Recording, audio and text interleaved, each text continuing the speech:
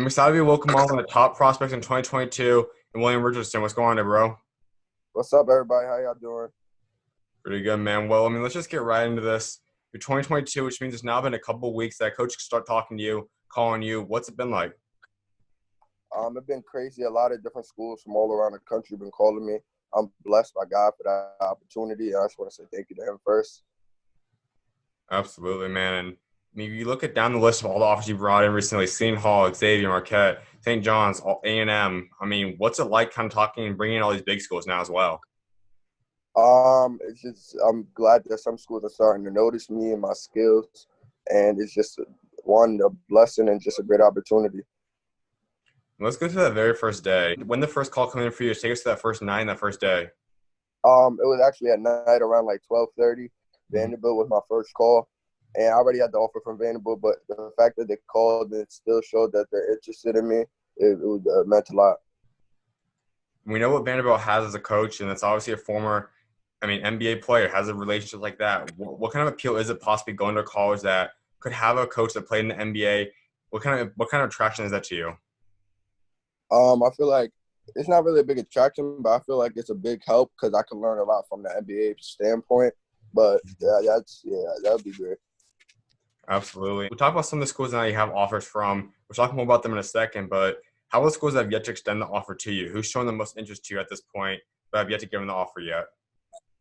Who hasn't given an offer yet? Georgia, Pitt, Stanford, those type of schools. About, Gotcha. I think those three are about it. Okay. So let's talk about some of the schools that have offered you at this point. Texas A&M, they're a school that has got a lot of attraction recently, adding guys like Manny Obaseki, Jackson Robinson. They have a lot of good Hassan Diarra, obviously. So when you see guys like them, high-level, top 50 kind of talent guys that you even know, how much more attractive does that make a program? No, it's not a big attraction because they got different games based on how I play. I just feel like it's more attraction for the school. So that doesn't really affect how I would look at the school or where I'm going to pick where I'm going at. What would you say are the things that you want to see from a college that's going to help them land you down the road? First, always education-wise, I feel like that's the first step. Whoever called for me the best education. And then secondly, just who can help me get to the best route basketball-wise, putting me in the best position whether it's NBA or overseas. You mentioned the education aspect. When you look at stuff off the court someday, what's some of the career paths you might be interested in when you stop playing the game? Entrepreneur. I feel like I wanted to start my own clothing line. I've been trying to do it right now, but that's probably I've always liked clothing and shoes and all that type of stuff. So I just want to major in something business and all that. Take us through some of that. I know a lot of guys have been finding ways to use it some time during quarantine. What's your clothing brand about? Talk about that a little bit.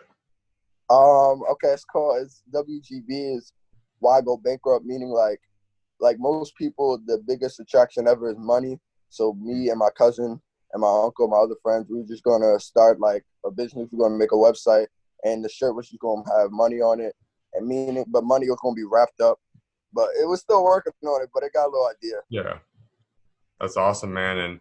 And we also look at the college aspect as well. There's going to be a lot of stuff to balance in terms of academics, other career paths you're looking at, and the basketball game. How do you kind of plan to balance that when the dime does come?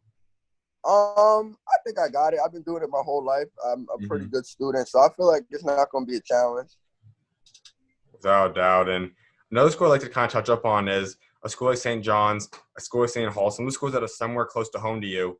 How is staying somewhere relatively close to home? Does it have any impact on your recruitment? No, I want to get out of here. I want to get out of Jersey, but around the area. I want to go somewhere far where I can just get a whole new opportunity to start over from scratch. Absolutely. And I know that's something that some people say. Some have about the weather, some have about the environment. What are some off the court wise? What are some aspects that would interest you or attract you to college that you would like? Um, Wherever it's warmer at. I'm not someone who do cold places. I don't really like the cold like that. You mentioned Stanford obviously earlier. They're obviously on the West Coast. They're a little bit warmer. They're also a school that has been bringing in top guys. What do you like about the Stanford program? First, educational wise, they got some great point guard recruits who are coming in, so that's something I could really look at and use to my advantage. They play great schools. They're in the Pac-12. Got UCLA, Arizona State. Mm-hmm. No doubt. And You look at this overall, your offers, it's got a ton of schools that are going to keep piling up over the next couple of years. How ultimately do you plan to create your list, and how are you going to kind of determine what teams make your top 10, top 8, or whatever list you end up making? Well, that's something I'm always going to discuss with my brother and my father. Those are the two people who helped me guide it, like the recruitment process and all that. So first, whatever school I would want to go, I would always talk it out with them and seeing if it's the best fit for me. No doubt. And there's all different types of coaches as well. You've been starting to get to know them personally now. What's the personality type that you like in a coach? Someone who's eager and excited. I could tell on the phone whether you're really interested in me or really not. So when I like talking to the coaches, whether it's head or assistant, I just look for if they're really eager and interested in me by the questions they'll ask. Also, in terms of that, I know some attraction. We already talked about a guy that's played in the NBA before, but the other things is you're going to have schools that have blue blood kind of coaches that are Hall of Fame level, have achieved a lot, but also you could have coaches like Coach Travis Steele, the younger coach, still making his way up the ranks. Is there kind of a preference in terms of what kind of age they are, what kind of they've accomplished in their career? Will that affect your recruitment at all? Biggest thing is probably what they achieved and accomplished. I don't feel like having a younger coach or older coach will make a difference for how I would play personally, Mm-hmm. but the accomplishment and what they have done in their coaching career, I feel like that's a big part. No doubt. And you did mention, obviously, we know you're from New Jersey. You've been one of the top guards out there, and I want to touch upon New Jersey just as a state. It's one of the most elite states out there. What's it like for being from New Jersey and playing out there? It's a great experience. It's a great opportunity. It's a lot of great guards in Jersey, especially guards. You know, Jersey guards, we different out here. So it's hard a competition, great competition, and it's just something I work for, something I live for, just competition. And I know you once had a duo, Deshaun LeCue. He's out here in Arizona now, but what was your guys' bond like? What was it like playing with him? We was a scary backcourt, very scary backcourt. We've been playing with each other since third grade, so we knew each other's game like the back of my hand. So it was really easy playing with Deshaun. He knew my spots, I knew his spots, so we played great together. And you just mentioned obviously you guys have a great bond. I'm sure there's a lot of guys you have close relationships like with as well. Is possibly teaming up with someone at the college level something that you've talked to with anyone? Not yet. Not something I talked to with anybody yet, but I mean, as the years go on, that's probably something I would look forward to. You also mentioned something that's an obvious thing, and that's the guard play in New Jersey. There's some great bigs that come out of there as well, but it's a guard-heavy state. When you look at Go just ahead. the history of how many great guards have come out of there, what's it like trying to become the next one of them? I want to be the best. You got Kyrie, DJ Wagner.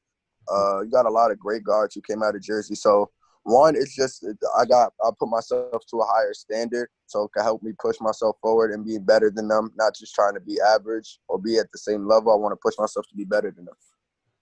And where would you say New Jersey ranks up amongst all the other states in America? Number one. Absolutely, man. Number one. Who would you say is your top three or top five states? You got New Jersey, you got Maryland, you got Cali, Mm, Florida, and probably like the Detroit, Chicago area around there. for sure, man. And now let's talk about your high school season. You're coming off a big time year, 18 points a game.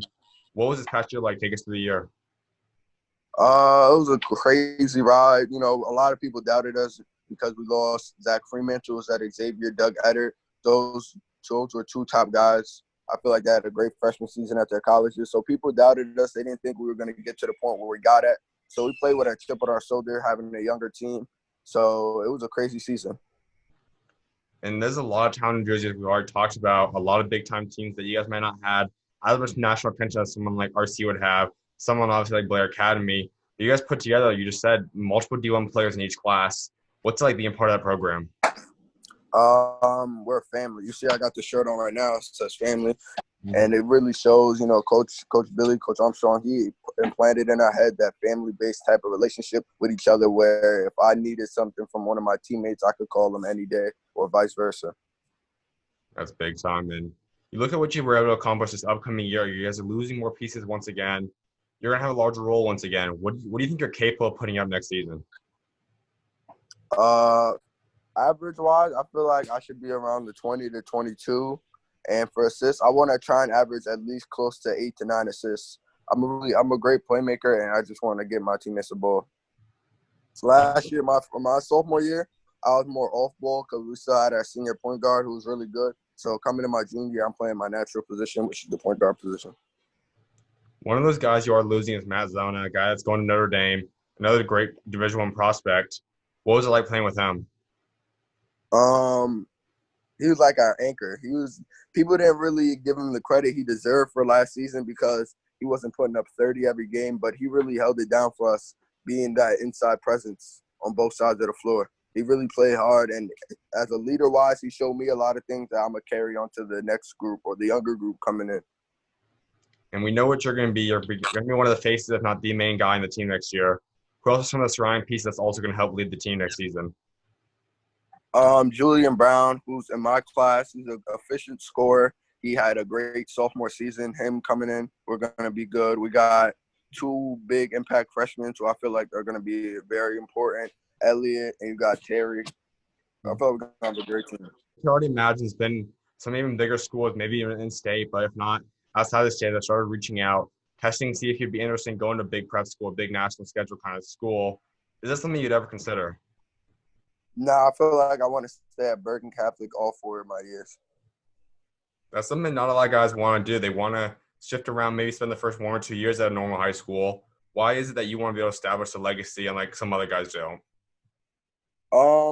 One, because I really like the school and I really like what my coach, Coach Billy, has offered me. I feel like he's the best coach in the country, and I feel like he has accomplished a lot as a coach and as a basketball player.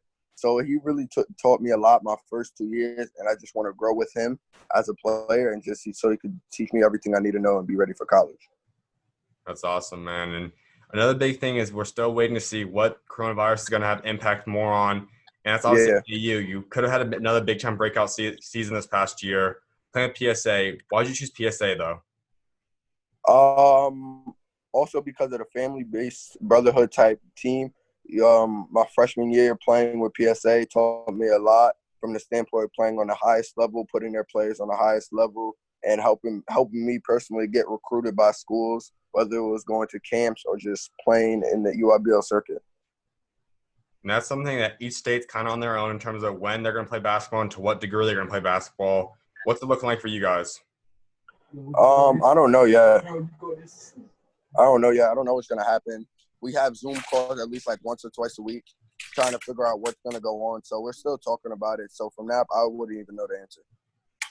And if AU was something you were able to do this past season, what were you wanting to go out there and prove? Prove that I could lead my team, whether it was scoring from the scoring aspect or from the playmaking aspect, just get to the farthest we could in the peach in, trying to win it all. I feel like we had a great team. We had me, Avery Brown, who's a 4-star recruit, Kyle Cuff, who's top 60 in the country. I felt we had a great 3-guard offense from that right there, and we also had great other players. No doubt. And going back to your recruitment a little bit, before I let you go, you still have a couple more years until you really start going seriously into this. What do you think it's going to be like over the next couple of years? How do you kind of plan to eventually narrow it down to one school? I try to base it off 3 things. How can it help me during my 4 years there, or if it was 4 years or how many years I'm going to stay there? How's it going to help me basketball-wise, educationally, and life after basketball? And we talked about before, your ultimate goal is NBA. Who's a player you see yourself kind of turning into, or you kind of even model your game after to a degree? Chris Paul and John Morant are the 2 players I try to model my game after. My favorite player in the NBA is James Harden, but I try to model my game after those 2 players right there. And you've talked about faith a little bit. I know you're also a believer. I mean, just talk to us about how God's kind of helped get you to the point you're at today. I just feel like I've been blessed my whole life. I've had different opportunities. I was in a basketball family, but I didn't pick up a basketball till 5th grade. So I just feel like once I picked up the basketball, he blessed me with my God-given talent, which was playing basketball. So I just feel like whatever he has for me, it's planned already. Absolutely, man. And as you continue to move up the ranks, you move up obviously to college, pro level. How do you kind of plan to want to keep being able to spread God's word? By first telling my teammates and my coaching staff about how much I love God personally.